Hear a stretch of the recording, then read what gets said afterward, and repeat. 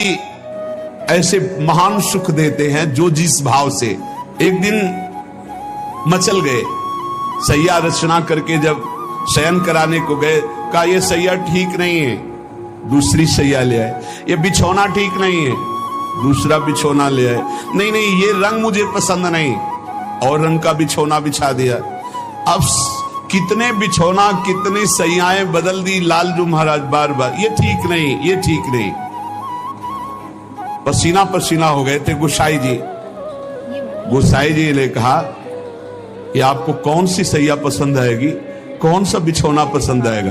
बोले बताओ, तुम सैया बनो और तुम्हारी छाती पे हम सोएंगे, क्योंकि हम यशोदा मैया की गोद में ही सोते हैं। अगर दिन में कभी अथाई में बाबा के पास गए तो उनके तोंद पे लेट के सोते, तो आप लेटो और आपकी गोद में हम।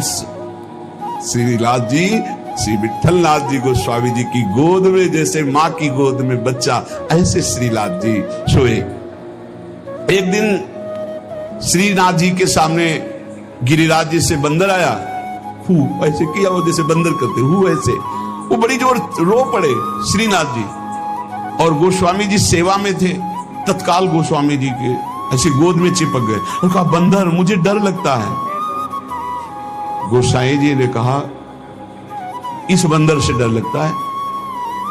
बड़े बड़े भयंकर बंदर, न जाने कितने महाबली बंदर, और बड़े बड़े भयंकर राक्षस रामा अवतार में तुम कैसे मारे होगे राक्षसों को, और कैसे तुम्हारे साथ बंदर सेना थी, हमारी तो समझ में नहीं आता। ऐसे कह के मन में पर्वताकार बंदर, महाभयानक राक्षस हो, यहां छोटे से बंदर को देख के चिपक गए और डर करके कहते मुझे बंदर से डर लगता है।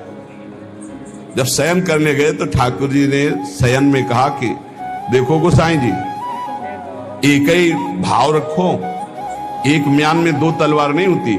यदि पुत्र माना है तो केवल पुत्र मानो, अगर भगवान मानोगे ऐश्वर्य तो फिर पार नहीं पाओगे, हम ऐसा ऐश्वर्य दिखाना शुरू कर देंगे। अगर पुत्र माना है तो केवल पुत्र ही मानो, तो तुम्हारा बेटा बंदर से डरेगा कि नहीं? तो हम वैसे ही डर रहे हैं जैसे बेटा डरता है। और अगर ये कि भगवान ऐश्वर्य